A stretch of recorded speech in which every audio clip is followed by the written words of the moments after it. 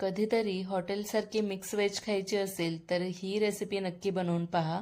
हॉटेलमध्ये गेल्यानंतर सुद्धा तुम्ही तिथे वेगवेगळ्या प्रकारच्या मिक्स भाज्या ऑर्डर करत असाल. जशी व्हेज कोल्हापुरी, अजून वेगवेगळ्या प्रकारच्या भाज्या मिळतात आणि वेगवेगळ्या मसाल्यांमध्ये त्या बनवल्या जातात. पण ही मिक्स व्हेज जर तुम्ही माझ्या पद्धतीने बनवलात तर हॉटेलची भाजी ही फिकी पडेल. तर ही नक्कीच बनवून पहा. मिक्स भाजी बनवण्यासाठी इथे मी 200 ग्रॅम मशरूम घेतलेत. पॅनमध्ये 2 ग्लास पाणी गरम करून घ्यायचं. हाताला चटका सहन झाला पाहिजे एवढं पाणी गरम असायला पाहिजे, पण माझ्याकडून इथे पाण्याला जास्त उकळी आली. गॅस बंद केलेले मी. जास्त पाणी गरम झालेलं असल्यामुळे फक्त मी इथे 3 मिनिटसाठी हे मशरूम पाण्यात बुडवून ठेवणार आहे. जर तुम्ही पाणी कोमट गरम करून घेतलेलं असेल तर 5 ते 6 मिनिटसाठी मशरूम पाण्यामध्ये सोडून द्यायचं. भाज्यांमध्ये मी इथे 150 ग्रॅम पनीर, 1 बटाटा मध्यम आकाराची शिमला मिरची आणि 6 ते 7 बेबी कॉर्न घेतलेले आहेत. आता सगळ्या भाज्या कापून घेऊया. सगळ्यात आधी मी पनीर चौकोनी तुकड्यांमध्ये कापून घेतले. त्यानंतर बेबी कॉर्न, त्याचेही थोडे पातळ असे काप करून घ्यायचे. उभे आणि पातळ तुम्हाला हवे तसे तुम्ही करू शकता. त्यानंतर 3 मिनिट झालेले आहेत. मशरूम लगेच काढून घेऊया, कारण जास्त वेळ ठेवलं तर मग मशरूम एकदम शिजून जातील, मग ते सगळं पाण्याबरोबर त्याचा कस निघून जाईल. तर पाहू शकता गाळल्यानंतर त्यातली माती केवढी निघालेली आहे. आणि पाणी गाळून झाल्यानंतर हे पुन्हा मी मशरूम स्वच्छ धुवून घेतले आणि त्याचेही 2-2 भाग कापून घेतले. आता शिमला मिरची सुद्धा थोडी मध्यम आकारात कापून घ्यायची. बटाटा सुद्धा सोलून त्याचेही असे थोडे बारीकच तुकडे मी करून घेणार आहे. तुम्हाला ज्या भाज्या वापरायच्या आहेत त्या तुम्ही इथे वापरू शकता, जसं फ्लावर, मटर, गाजर, त्यासोबतच फरसबी, अशा वेगवेगळ्या भाज्या तुम्ही वापरू शकता. पण आता सध्या मटरचं सीझन नाही आहे त्यामुळे मी स्किप केलेलं आहे. ह्या भाज्या वापरून सुद्धा ही मिक्स व्हेज जबरदस्त होते. इथे मी थोडी ग्रेव्हीवाली मिक्स व्हेज बनवणार आहे. तर मी इथे कढईमध्ये 1 चमचा तेल घातलं. अगोदर कढई चांगली गरम करून घ्यायची आणि मग तेल घालायचं. तेल गरम झालं की मग पनीरचे हे तुकडे घालायचे आणि तेही दोन्ही बाजूने गोल्डन रंगाचे होईपर्यंत परतून घ्यायचे. चांगले ते फ्राय झाले की मग आपल्याला साध्या पाण्यामध्ये काढून घ्यायचे, जोपर्यंत आपण पूर्ण भाजी बनवायला घेत नाही तोपर्यंत. म्हणजे हे पनीरचे पीसेस छान मऊसूत राहतात, कडक होत नाहीत. नाहीतर मग रबरसारखे होऊन जातात जर तुम्ही असेच ठेवले तर.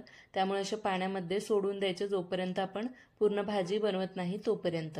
त्यानंतर त्याच तेलामध्ये मी काही बटाट्याचे काप घातले. तुम्ही अजून बारीक सुद्धा करू शकता. आणि बेबी कॉर्न घातलेलं आहे. हे सुद्धा आपल्याला मंद आचेवर चांगलं परतून अर्धवट शिजवून घ्यायचं आहे. कढईत तेल खूप कमी आहे त्यामुळे मी पुन्हा 1 चमचा तेल घातलं आणि आता या भाज्या अशाच परतून घ्यायच्या आहेत.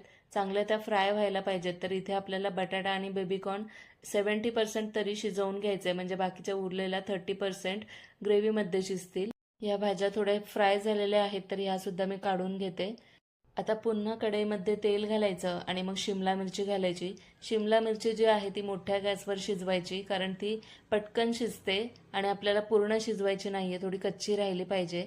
त्यामुळे फक्त 2 मिनिटसाठी ही शिमला मिरची मोठ्या गॅसवर परतायची. जर बारीक गॅस ठेवली तर त्याला पाणी सुटेल.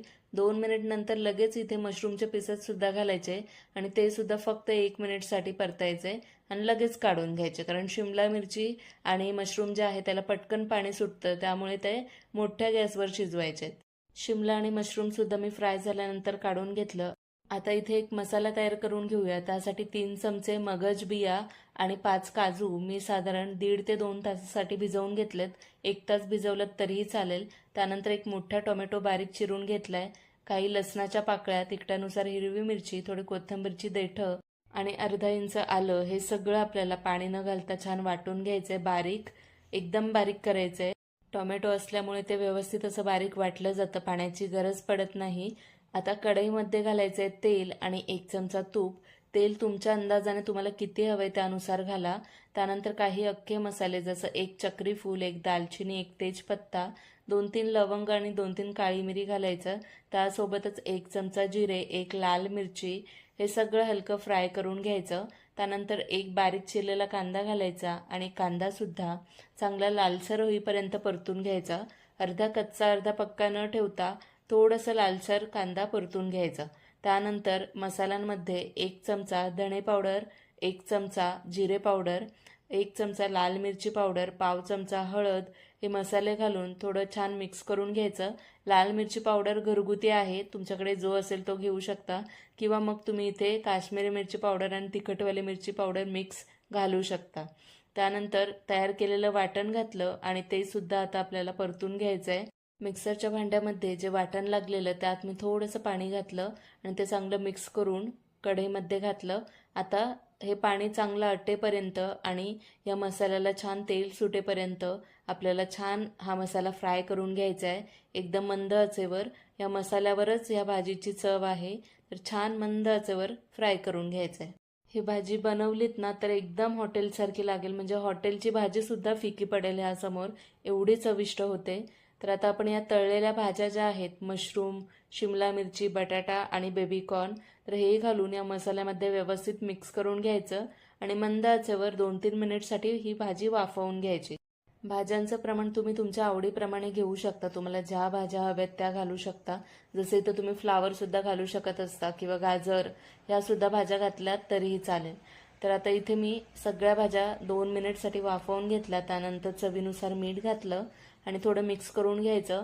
त्यानंतर गरम पाणी आपल्याला इथे घालायचं आहे भाज्या शिजण्यासाठी आणि हलकीशी त्यात ग्रेव्ही राहिली पाहिजे, त्यापुरतं मी थोडंसं इथे गरम पाणी घातलेलं आहे. थोडं मिक्स करून घेऊया आणि झाकण देऊन मंद आचेवर ही भाजी जोपर्यंत पूर्ण शिजत नाही तोपर्यंत अशीच सोडून द्यायची.